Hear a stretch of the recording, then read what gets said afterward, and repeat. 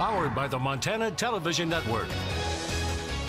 This is Montana This Morning from Montana's news leader. Good morning. Thanks for waking up with us here on Montana This Morning. I'm Augusta McDonald. And I'm Louis Stewart. Hope you're having a great start to your Friday. Augusta, we finally made it to the end of the week. Finally made it to the end of what's turned into a very wintry end of the week. Yeah, I mean, it started out really spring-like. I mean, even yesterday. Now, what we're going to see starting really today is this weekend isn't going to be bad. I mean, starting tomorrow, it's going to be cold, but if you want to get out and enjoy some like those winter activities, skiing or whatever, it's going to be really nice with this recent snowfall. Today, though, especially this morning, a lot of difficult driving conditions out there as winter storm warnings are in place. Anywhere in the pink, this is for the Mission Valley, the Flathead Valley there. Winter storm warning in place through 8 a.m. this morning. Now, not a lot of snow, but we could see an additional 2 inches of snow as some heavy bands move through, but then blowing snow will be a concern. We're seeing a lot of reports of severe driving conditions there in the Mission and Flathead Valley, so give yourself some extra time this morning. And now just recently over Lookout Pass, change required if you are towing over Lookout Pass there. Now we do have winter weather advisories in place. It's through 11 a.m. this morning for anywhere in the purple, again for light snow and blowing snow. Temperatures much cooler right now, single digits and teens. We're going to see highs only in the 20s and 30s by this afternoon. Alrighty, thank you, Louis. And on special assignment this morning, while much of the recent attention surrounding sexual misconduct has been directed at celebrities and powerful people, victims of sexual abuse can also be found behind the walls of the Montana Women's Prison. This morning, KTVQ's Asia Gore is on special assignment to bring us their stories and show us why their abusers remain free. I had gone through a divorce that was very messy, and I turned to drugs and alcohol. When Chanda Klein was convicted of forgery and drug possession in 1999, she knew she would pay for her crimes with her freedom. She did not expect to pay with her body. He had me upstairs above the gym in the boiler room when I just didn't want it. He grabbed my boobs and was pulling on them hard. And then he wanted to get into my pants, and I was saying no, and he was pulling them down, and I was pulling them back up. As Klein later told investigators, the guard raped her and then intimidated her for months to keep her quiet. Her abuser was fired from the prison in 2013 for workplace misconduct, but he's never been criminally charged. It's bad enough that you have to go and you feel guilty and horrible and small to begin with, but to have someone stomp on you in that condition and to be left hopeless somewhere was the worst feeling I ever had. Klein is not the only woman to suffer sexual assault behind bars. Documents filed with the Montana Public Safety Officer Standards and Training Department detail allegations against 4 detention officers in as many years. Officer John Goodnight surrendered his certificate in 2016 after he allegedly exchanged romantic letters with an inmate. Officer Michael Mansfield fired in 2016 after 14 years at the prison. An investigation revealed evidence of sexual harassment against inmates and female staff. He allegedly offered a $100 finder's fee to any staff or inmate who could find him a girlfriend. Gallatin County marriage records show Mansfield married a parolee who returned to prison under his watch. Officer Manuel Zuniga lost his certificate in 2017 after 12 years on the job. According to documents, Zuniga had sexual contact with inmates, provided favorite inmates with contraband like lotion, shoes, and lingerie, and intimidated witnesses. After Zuniga was fired from the prison, he went on to serve on the Canyon Creek School Board. Officer John Koenig lost his certificate after alleged sexual contact with a parolee, along with favoring and flirting with other inmates. And the Department of Correction confirms employment of a staff member named Norman Ritchie was terminated in 2002, 1 year after he was hired. Marriage records in Yellowstone County show he too married an inmate while she was locked up.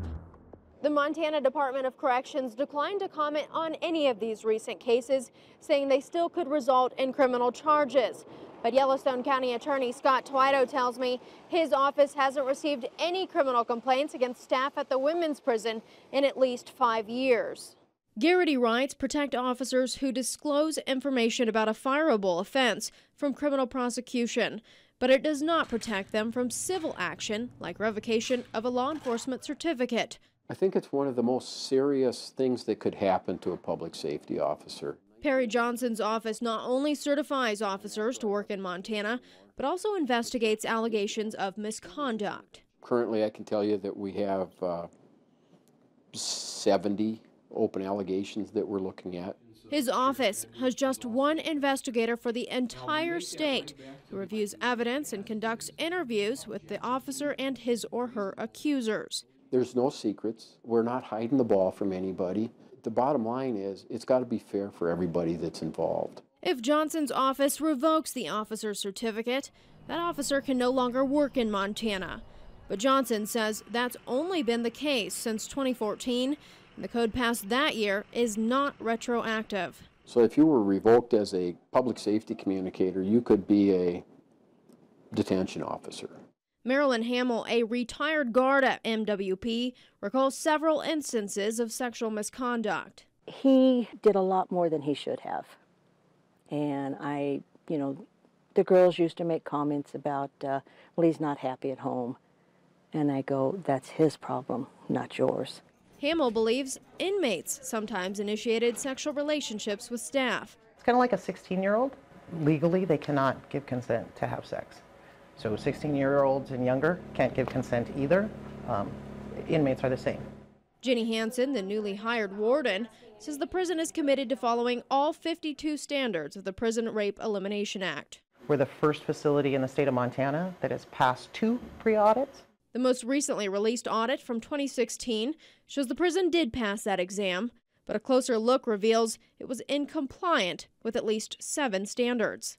One incompliant standard is protection against retaliation for inmates and staff who report sexual misconduct, an issue that Klein says kept her quiet until her release. It was just something I had to do to survive. Hansen believes the recent addition of a caseworker focused on sexual misconduct allegations will further her goal of safety for inmates. They're people first. They're human beings first, and they deserve to have their needs met, be protected, feel like this is a safe, secure place to deal with whatever issues they might have been having that got them here. Klein may be a free woman today, but she says the abuse she experienced behind bars is a life sentence. Asia Gore, MTN News, Billings. Klein, along with several other women, have filed lawsuits against officers and the Department of Corrections. But as Asia tells us, often the terms of any settlement includes a non-disclosure agreement, which explains why we never hear about most of these cases. And in court news this morning, a Lake County judge is ordering the Flathead Joint Board of Control to disband, saying the board, which had controlled irrigation in the Mission Valley, is no longer a legal entity. The FJBC has been the scene of turmoil, lawsuits, and controversy the past several years, while final work was being done on the proposed Flathead Water Compact. The panel was originally formed in 1981 to combine the efforts of local irrigation districts and the Flathead, Mission, and Jocko irrigation districts to manage waters from the Flathead River system. But fighting erupted as the board was attempting to deal with the proposed water compact with the federal Salish and Kootenai tribes.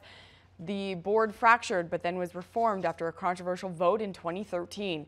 Since the formal reorganization in May of 2014, the FJBC has spent upwards of $1 million on legal fees fighting adoption of the compact. Now, Lake County District Court Judge James Manley has ruled in favor of Mission Valley Irrigators United, saying the FJBC didn't follow Montana law when it restarted and has been operating illegally. In effect, that turns control of the water systems back over to the 3 individual irrigation districts. Once again, for posterity's sake, the sea lion family at the Aquarium of the Pacific welcomed its newest member yesterday. Meet Kane in Long Beach, California. He's a 4.5-year-old California sea lion, but unlike his other buddies at the aquarium who like to eat herring and capling, Kane prefers to have squid for his meals. Instead, he's a 250-pound sea lion who made his public debut this week and a big splash. Well, he certainly is cute, and it looks like he's enjoying sunshine that we are probably not going to see today. And for more information about our winter weather conditions, feel free to download the Storm Tracker weather app on your mobile device. It's available in the Google Play or the App Store. Louis Storch joins us now in the Storm Tracker Weather Center. Louis.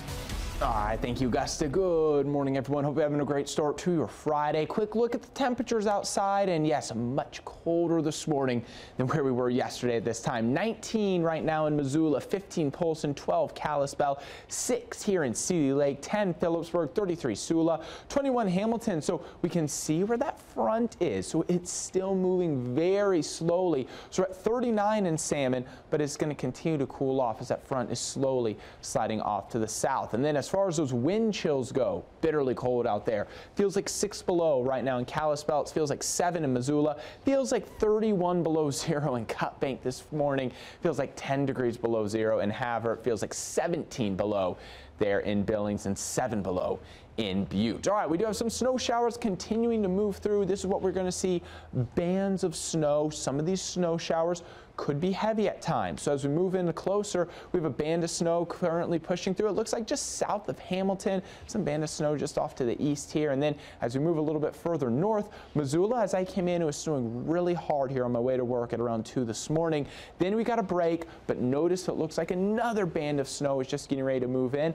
National Weather Service just put out, it looks like we have about 4 inches of snow in areas around Missoula as that band of snow dropped heavy at times. And again, this is what we are going to see today with those off and on snow showers. Northwestern Montana, more scattered snow, but we are going to still be dealing with blowing snow throughout the day today. So very difficult travel out there. The plows are out. This is near Kalispell. We're getting a lot of reports of severe driving conditions. So yeah, just give yourself a lot of extra time as you are heading out the door this morning for whatever driving you have to do. Look at these temperatures for today. So highs only in the 20s and 30s in northwest Montana. Most likely chance of snow will be this morning. And then we should see a little bit of clearing, cloudy to mostly cloudy skies this afternoon. Southwest Montana, as the system clears from north to south, will keep light on and off snow showers throughout the day. 7-day forecast, Missoula 30 tomorrow, mostly sunny skies, and our next system brings in snow showers starting Sunday afternoon, Sunday night, and into Monday with a high of 29 on Monday. Kalispell 22 today, 27 on Saturday, 29 Sunday, 26 by Monday. Cold next couple of days, 34 today in Hamilton, 35 Saturday, 38 Sunday. Then that Arctic front brings in more chances of snow and drops temperatures in the 20s by Monday. Alrighty, thank you, Lewis. Good to be with you all this Friday morning. We'll be back right after this.